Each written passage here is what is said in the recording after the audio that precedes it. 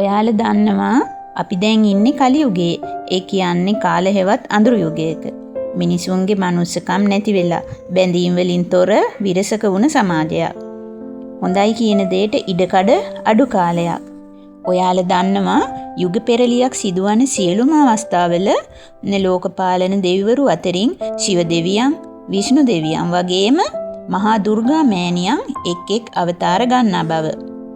යුගයන්හි අවසානම යුගයේ අවසානම කාලවකවානුවේ තමයි අපි ඉන්නේ දැන්. හැමෝම බලාපොරොත්තු වෙන විදියට 2032 මේ අතිවිශාල වෙනස සිදුවීමටත් ඉඩකඩ තියෙනවා. යුගවල ඊටමත් ලස්සනම කාලය වන සත්‍ය යුගය තමයි එළඹෙන්න තියෙන්නේ. සත්‍ය යුගයේ බලාපොරොත්තුවෙන් සිටින විශ්වයේ සියලු දෙනාගේම ප්‍රධාන චරිතය තමයි කල්කි අවතාරය. ලෝකයේ සමතුලිත බව සුරකින ලෝකපාලක මහා විෂ්ණු දෙවියන්ගේ දසවන මෙන්ම අවසන් අවතාරය ලෙස කල්කි අවතාරය හඳුන්වනවා. මතු බුදුවන මෛත්‍රී බුදුන්ට මේ විශ්වය සුදුසු ස්ථානයක් බවට පත් කිරීම මේ අවතාරයේ ප්‍රධාන අරමුණක් බව සැලකෙනවා. සත්‍ය යුගය හෙවත් කෘත යුගය පාරිශුද්ධත්වයේ සහ සත්‍යයේ ස්වර්ණමය යුගය ලෙස විශ්වාස කෙරෙනවා. මෙම එළඹෙන්න තියෙන යුගය මහා භාරතයේ සහ කල්කි පුරාණයේ මේ පිළිබඳ විස්තර සඳහන් වෙනවා. දේවදත්ත නමින් හඳුන්වනු ලබන සුදු අශ්වයෙකු පිට නැගී එන බවත් ඒ පාරිශුද්ධත්වයේ සහ වේගය පිළිඹු කරන බවත් සඳහන් වෙනවා.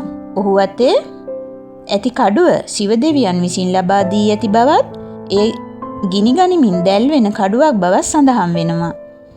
එහි දිව්‍යමය දැනුම ගැබ්ව ඇති බවත් සියලුම නපුර සහ අසාධාරණය ඉන් විනාශ කළ හැකි බවත් පැවසෙනවා.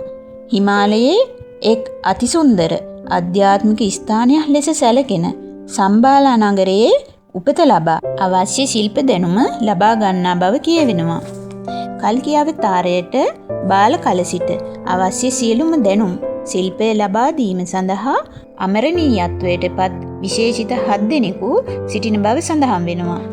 පාශුරාම්, හනුමාන්, අස්වත්ථාමා, මහාබාලි, වේදව්‍යාස, විභීෂණ සහ රාජගුරු කෘපාචාර්ය යන 7 දෙනා යහපත් ධාර්මික මිනිසුන්ගේ පශ්චාත්තාපය නිමා කරන්න මහා කල්කි අවතාරය ওই විදිහට තමයි පැමිණෙන්නේ.